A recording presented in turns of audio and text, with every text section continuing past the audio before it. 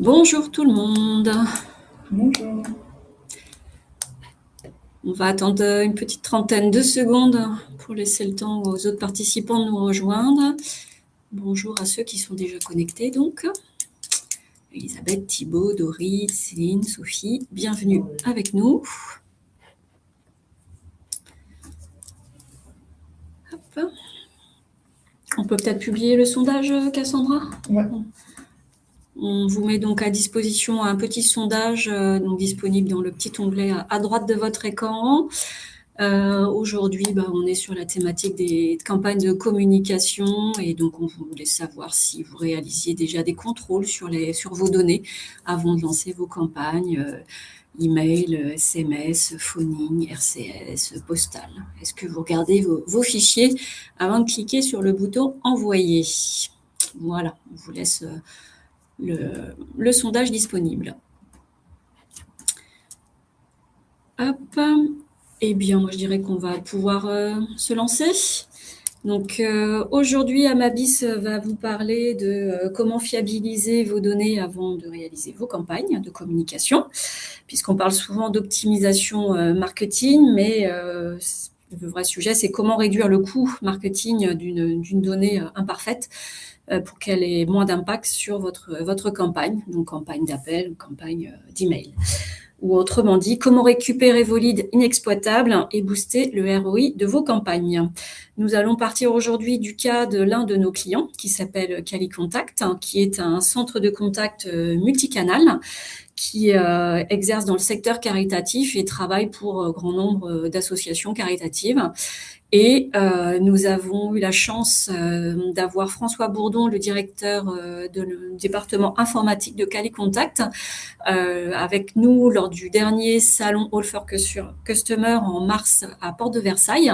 Il est venu témoigner avec nous lors d'un atelier sur ce que Calicontact a mis en place pour améliorer ses campagnes de phoning grâce aux outils d'Amabis. Et nous allons vous expliquer la plus-value qu'il a notée, qu'il a soulignée, la plus-value que Calicontact et ses clients du secteur caritatif gagnaient grâce à l'utilisation, l'implémentation de nos solutions avant de réaliser donc leur campagne. Je précise juste que Calicontact est un client d'Amabis depuis 2012. C'est pas le client le plus ancien, mais ça commence à être l'un de nos piliers. Et depuis 2012, donc c'est vraiment une logique de partenariat qui anime notre collaboration. Avant de commencer, une petite intro vite fait sur Amabis, qui nous sommes. Donc, on se qualifie comme l'expert de confiance pour la mise en qualité de vos données, et ceci depuis 30 ans, puisqu'en effet, en 2026, Amabis fête ses 30 ans. Amabis donc est un éditeur de logiciels et également un prestataire de services dans tout ce qui tourne autour de la mise en qualité de données, tout ce qui est nettoyage, normalisation de données, déduplication, mais également enrichissement en données de contactabilité, donc complétude de vos bases de données. Je me présente vite fait avant de te passer la main, Cassandra. Je suis donc Béatrice Langès, directrice relations clients marketing et DPO chez Amabis depuis plus de 5 ans. Et auparavant, j'ai travaillé 20 ans en agence de communication dans les départements data. Et j'étais en charge d'accompagner mes clients en tant que data manager, data consultante, pour aider mes clients à comprendre qui était leur clientèle, maintenir à jour la connaissance qu'ils avaient sur cette clientèle et aider mes clients donc à enrichir leurs données. Voilà. Donc, merci Béatrice. Moi, c'est Cassandra Riftin, donc je suis responsable marketing et communication depuis un peu plus de 3 ans maintenant chez Amabis. J'ai toujours travaillé dans la qualité de données depuis le début de ma carrière, donc voilà pour ma présentation. Merci Cassandra. Hop là. La slide suivante. Alors pour commencer, c'est pas juste une théorie ce qu'on va voir ensemble aujourd'hui, c'est le quotidien concret de l'un de nos clients, comme vous l'a dit Béatrice, Calicontact. Son défi, c'est la normalisation, parce qu'il travaille avec des associations qui lui fournissent des fichiers pour ses campagnes de prospection. Et là, l'enjeu est critique. Il ne faut surtout pas solliciter une personne qui est déjà donatrice Donc, on doit isoler les prospects purs. Mm. Et ensuite, il y a le volet postal. On pourrait croire que tout est digital aujourd'hui, mais pas du tout. Euh, Après un appel, on envoie souvent un courrier papier pour concrétiser un don. C'est là qu'intervient la norme RNVP. En fiabilisant l'adresse dès le départ, on s'assure que le courrier arrive à bon port et surtout, on profite des tarifs au volume de la poste. C'est un gain immédiat sur le coup. Ouais, tout à fait. C'est intéressant pour le ROI au final. Là. Hop. Alors, tac. Pour compléter ce que vient de dire Cassandra, effectivement, donc on constate une augmentation des volumes de données que l'on peut être amené à traiter. On voit qu'il y a un développement également du multicanal. On ne contacte plus une personne uniquement par un canal. On essaye de l'adresser en multi-touch point pour maximiser les chances que le message soit bien imprégné, compris et obtenir un succès, donc un don en l'occurrence pour ce qui nous anime aujourd'hui. Et donc on ne peut plus prendre un fichier comme ça et le pousser dans son outil d'emailing sur les postes des téléacteurs pour qu'ils émettent des appels. Donc on ne peut plus faire ça de façon brute. On a vraiment systématiquement un travail préalable. C'est vraiment indispensable. Et ça, c'est d'expérience. Que ce soit de Calicontact ou de tous nos autres clients, c'est indispensable, puisque vraiment, on peut dire que la valeur de la donnée va résider dans la façon dont vous allez la gérer, cette donnée. Oui. Ce qu'on constate aussi, c'est que les retours de François Bourdon de Calicontact ne sont pas isolés. En fait, ils reflètent exactement ce que disent tous nos clients finalement. S'il y a un message à retenir aujourd'hui, c'est celui-ci. La qualité de données n'est pas qu'un sujet technique ou informatique, c'est un véritable levier de business et ça s'applique à tout le monde, peu importe votre secteur ou votre taille. Par exemple, chez Amabis, nous, on accompagne aussi bien des géants comme AXA, la CNAM, France Travail, que des PME. En fait, le secret de la réussite, c'est d'instaurer une vraie gouvernance de la data pour assurer votre business. Oui, complètement.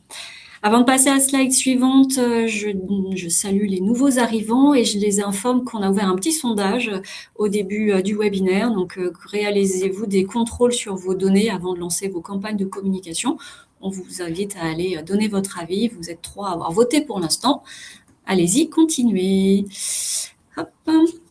Je crois que est-ce que j'ai changé de slide? Non. Hop. Voilà, là je pense que c'est bon, ça a changé. Donc on parle de nettoyer avant les campagnes. Concrètement, en quoi ça consiste, qu'est-ce qu'il faut faire? Donc on avait vu avec François donc de Calicontact qu'il y avait plusieurs étapes. D'abord un nettoyage avant de passer à la normalisation des données. Le nettoyage parce que tout bêtement ils avaient constaté pour leurs différents clients qu'ils avaient souvent des adresses à l'étranger. Dans les fichiers, alors que eux, quand on prospecte des donateurs sur le marché français, ils avaient constaté également qu'on leur envoyait des listes d'entreprises, alors qu'ils ne sont censés que contacter que des particuliers. Donc tout ça nécessitait un nettoyage, une mise aux normes. Donc ils ont utilisé nos outils pour aller faire du tri dans ces informations-là, aller séparer, identifier les entreprises et les exclure. Également identifier quel était le nom et le prénom. Ça aide quand on fait un appel ou quand on envoie un email. Déterminer le genre également, parce qu'on va dire bonjour Madame Richtin ou Monsieur Langès. Ça aide pour bien lancer la conversation. Il y a également des travaux donc dits de normalisation. Cassandra a parlé de la norme postale, la RNVP. Juste pour expliquer l'acronyme R, c'est restructuration, normalisation, validation postale. C'est la norme en France depuis des décennies. Donc il y avait ce travail-là à réaliser systématiquement. Parce que la normalisation des adresses postales, on se dit même si je n'aimais pas de courrier papier, ça va me servir à rien. Si, en fait, c'est vraiment une clé de voûte pour pouvoir faire le dédoublonnage après et également pour aller rechercher, enrichir des coordonnées en coordonnées complémentaires en email ou en téléphone. Donc avoir un nom, un prénom, une adresse postale normalisée va maximiser le taux de rapprochement, d'identification de vos canaux complémentaires. La déduplication, Cassandra en a parlé. Effectivement, les clients de Calicontact, eux, recherchent des nouveaux donateurs. Donc, à Calicontact, d'utiliser la base client de l'association, de l'utiliser comme repoussoir, d'exclure donc ces gens-là pour que les téléacteurs ne rappellent pas des gens qui connaissent et donnent déjà à l'association. Et ça se chiffre en millions de lignes à l'année. À chaque fois, à chaque campagne.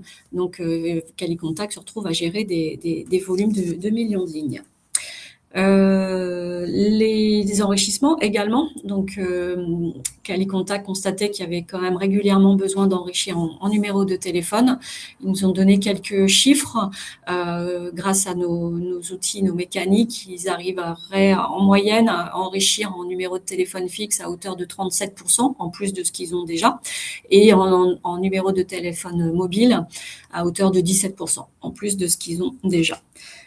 Un autre chiffre pour vous donner une idée du volume que ça représente pour Calicontact. En 2025, Calicontact nous avait confié 934 000 enregistrements à enrichir en numéro de téléphone. Voilà.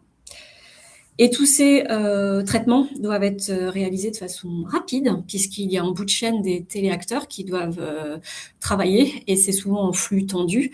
Donc, il y a besoin de cadencer toutes ces étapes, nettoyage, normalisation, déduplication, enrichissement, de façon à ce que les téléacteurs, quand ils arrivent à leur poste de travail, aient de quoi travailler.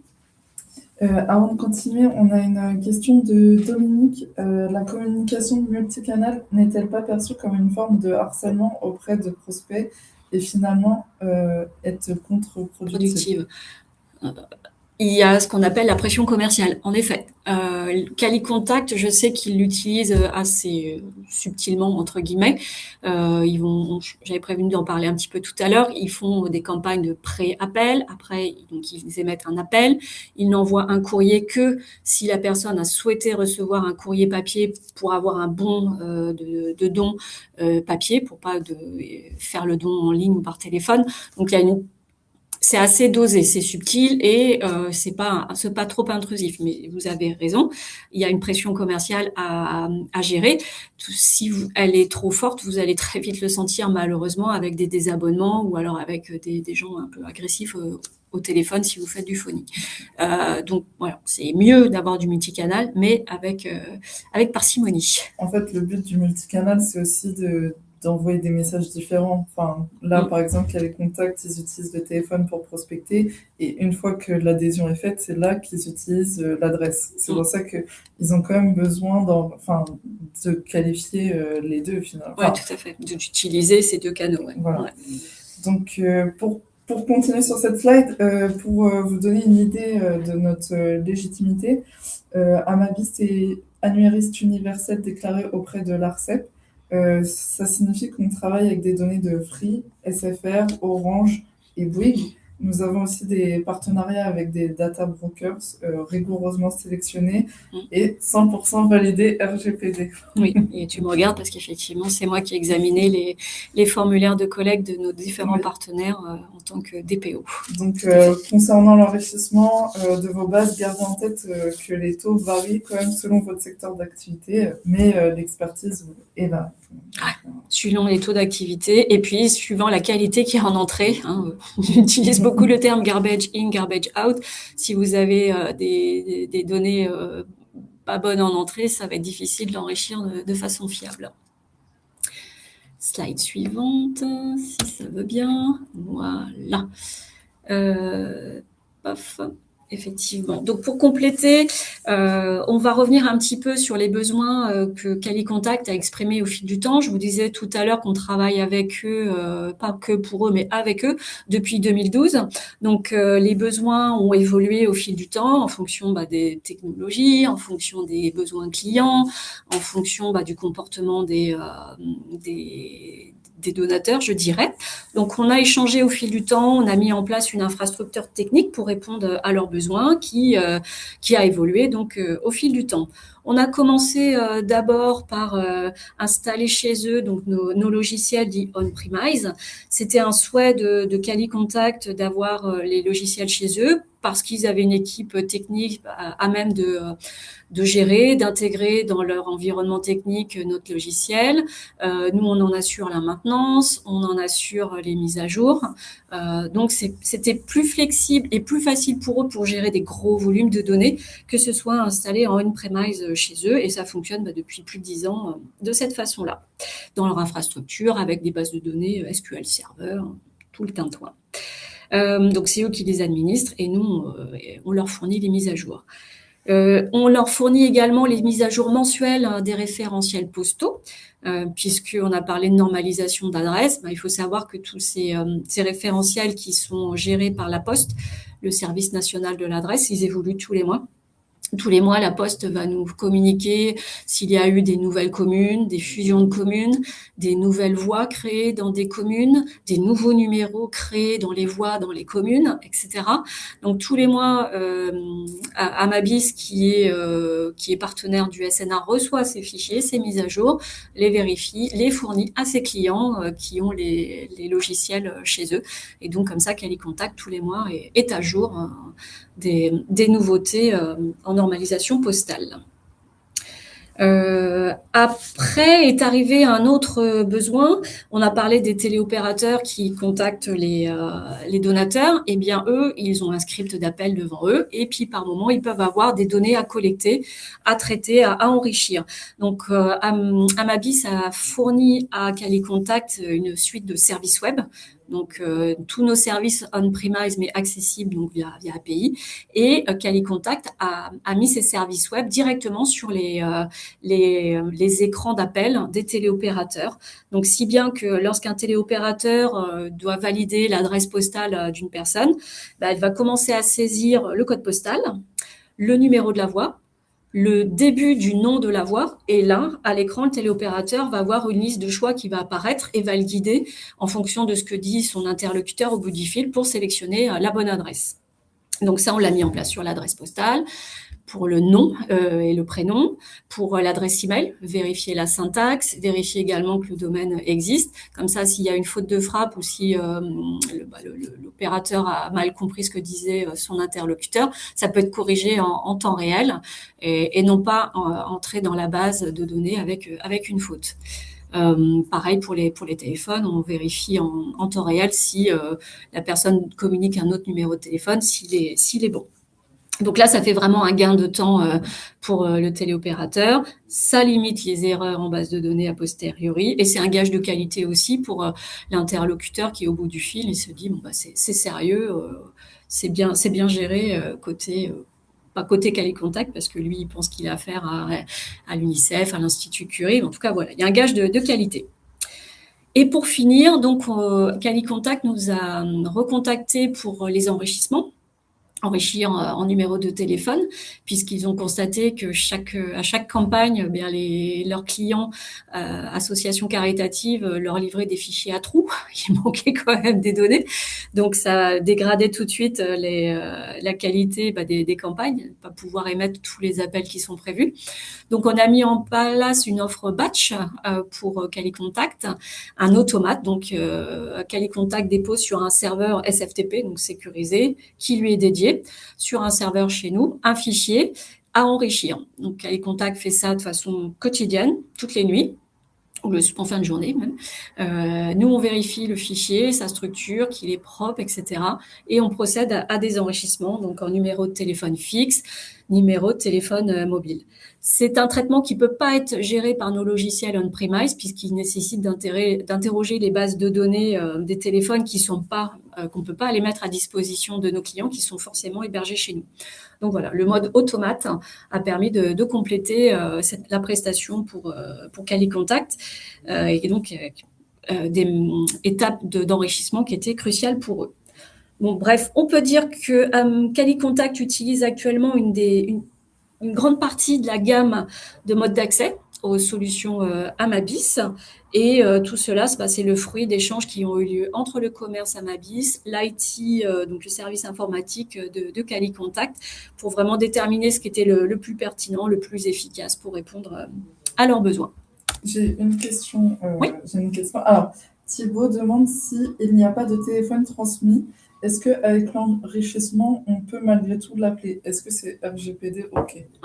Alors, c'est RGPD OK si au moment de la collecte, c'est RGPD OK. Si sur les formulaires de collecte, il y a bien un recueil de consentement pour être contacté par téléphone par des partenaires de la société qui a collecté. Voilà. Sinon, nous, on n'a pas ces numéros de téléphone, on ne peut pas les fournir pour la prospection. Et donc voilà, il y a quand même effectivement un contrôle du respect du consentement des donateurs.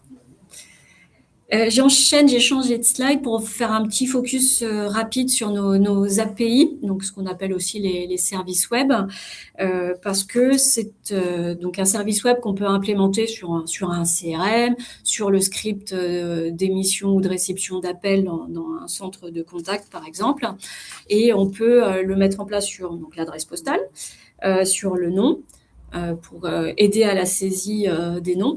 On n'a pas l'annuaire, l'intégralité des bases de données de tous les noms du monde, mais en tout cas de France et de pays limitrophes, du pays du Maghreb, etc. De même pour les prénoms. Pour améliorer donc la saisie également des adresses email, vérifier qu'il n'y a pas d'espace dedans, qu'il y a bien un arrobase, qu'il y a bien un nom de domaine valide, et pour les numéros de téléphone, qu'il est bien sur 10 caractères, que c'est bien un indicatif qui ressemble à la France ou alors à un autre pays, puisque là, ça, on le vérifie en mode international. Donc là, un gain de temps, comme je le disais tout à l'heure, et surtout, comme Calicontact après restitue les données qualifiées à l'issue des campagnes d'émission d'appel, les restitue à ses clients finaux, et ben, l'association récupère un fichier qui a été nettoyé, enrichi et qui resservira certainement pour d'autres campagnes derrière et dont la qualité s'améliore au fur et à mesure, en continu. Oui, donc côté utilisateur, on mise sur la simplicité avec la saisie dite en entonnoir sur une seule ligne. Vous commencez à écrire et le système fait le reste. Mais on peut aussi être plus spécifique. Vous saisissez le numéro de voix, le code postal, la ville, et notre service web va chercher automatiquement tous les compléments de voix. Ce qui est fort avec nos services web, c'est qu'ils sont ouverts.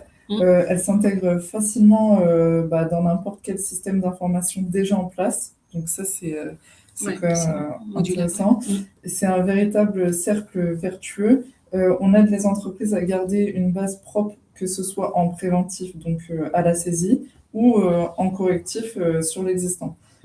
Pour les promesses de dons par courrier, c'est crucial. Une adresse normalisée pour un envoi en écopli, c'est le deal avec la Poste pour réduire vos frais d'affranchissement. Oui, tout à fait. Des adresses normalisées, il y a des partenariats après qui peuvent se faire pour avoir des volumes, des coûts au volume et que ce soit mieux traité plus rapidement en plus. Pour nos nouvelles fonctionnalités, alors on continue d'innover avec des nouvelles fonctionnalités sur nos automates. Aujourd'hui, on va plus loin avec la validation d'opt-in. On s'assure que vous avez bien le consentement pour le SMS ou enrichir vos bases avec des numéros de téléphone compatibles SMS et RCS. Mais le vrai saut technologique, c'est ce qu'on appelle la déduplication augmentée pour maximiser le taux de matching avec vos bases partenaires. On ne se contente plus du nom et de l'adresse.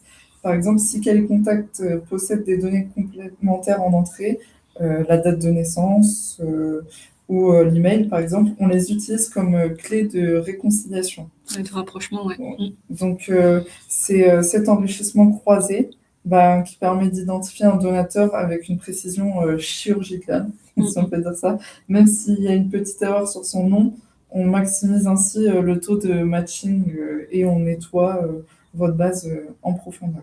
Oui, complètement. Ça permet d'aller chercher plus loin que simplement avec un nom, prénom, une adresse postale. En caritatif, ils ont pas mal de dates de naissance, par exemple. Et effectivement, si dans des bases partenaires, on a un nom, un prénom, une adresse postale qui correspond, ça fiabilise en plus l'enrichissement au numéro de téléphone. Hop là. Petit focus, Cassandra vient de parler aussi du RCS, puisqu'on disait, donc juste pour revenir sur la slide précédente, qu'on faisait de l'enrichissement et ou de la validation aussi. Vous avez des coordonnées, vous voulez vérifier qu'elles sont bonnes. Donc là, c'est ce qu'on appelle la validation.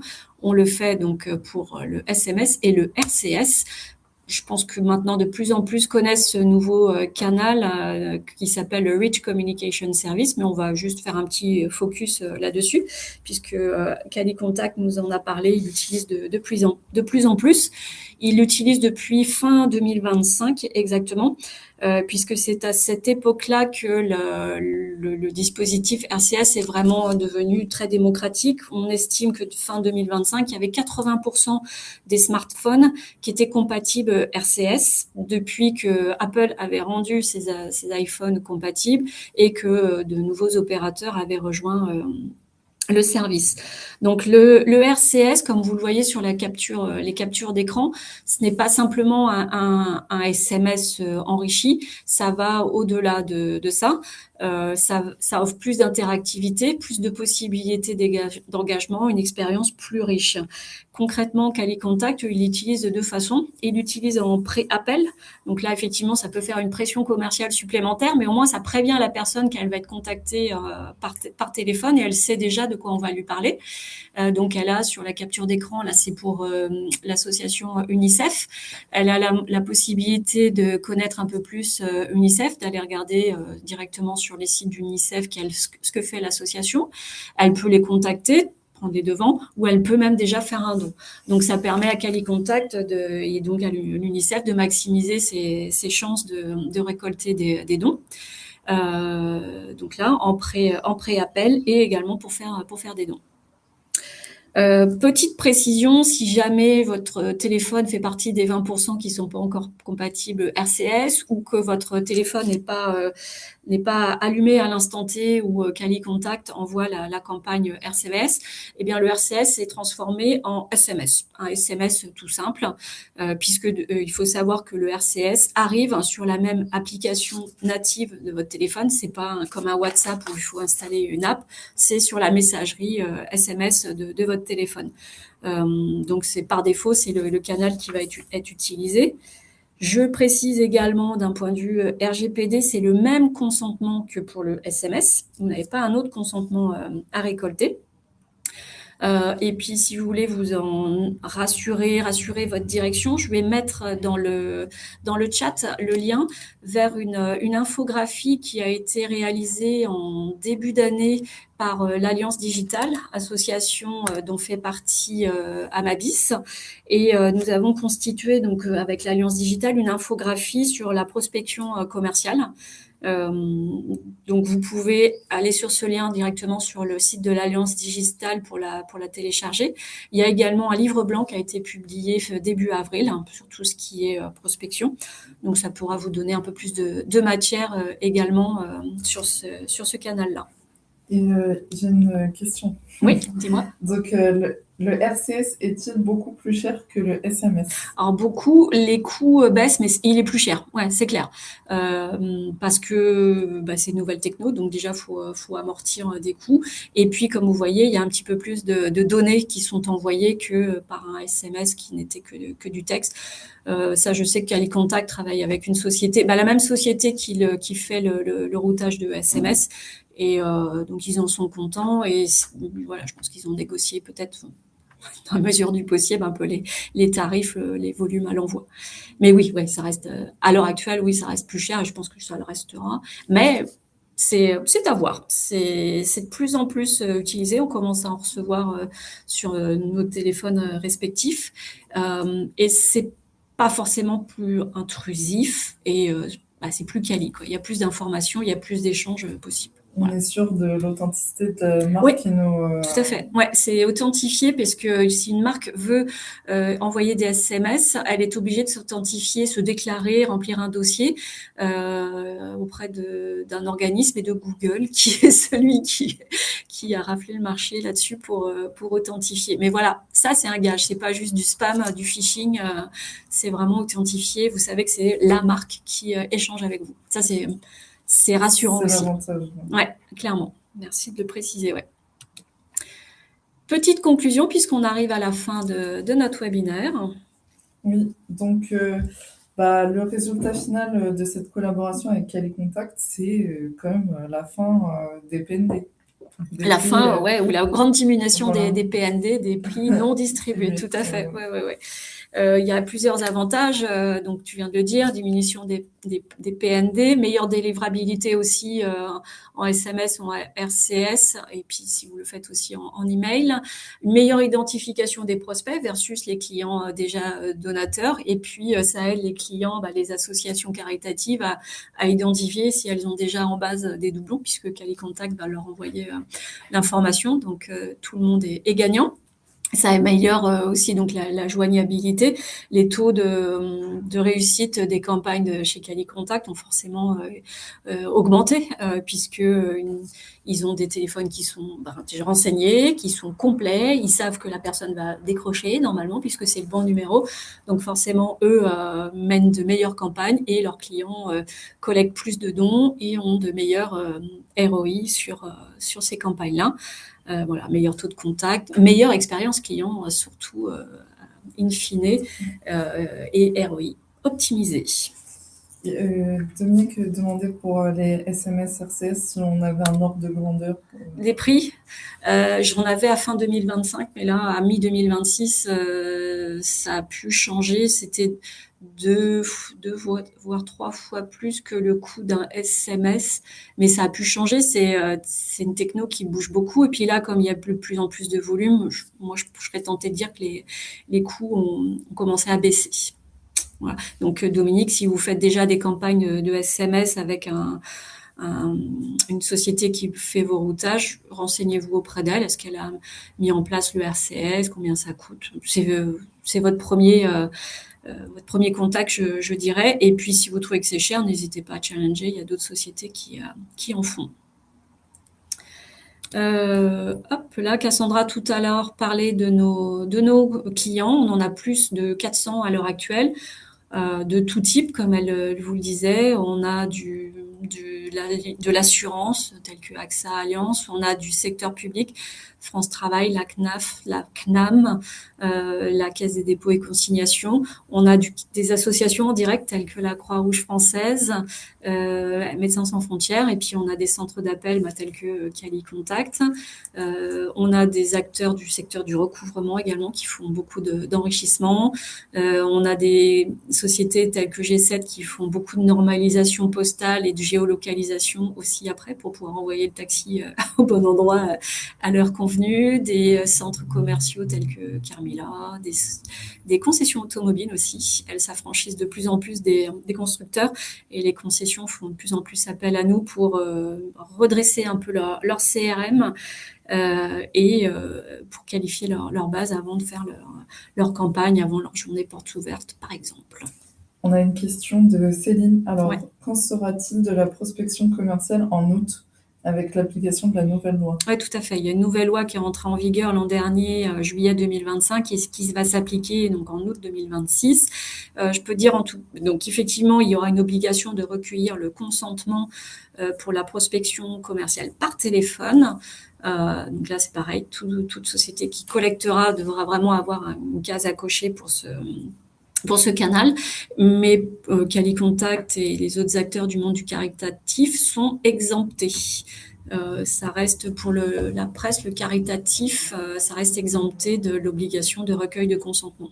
Donc, heureusement, les associations caritatives pourront quand même continuer à essayer de collecter des dons pour fonctionner.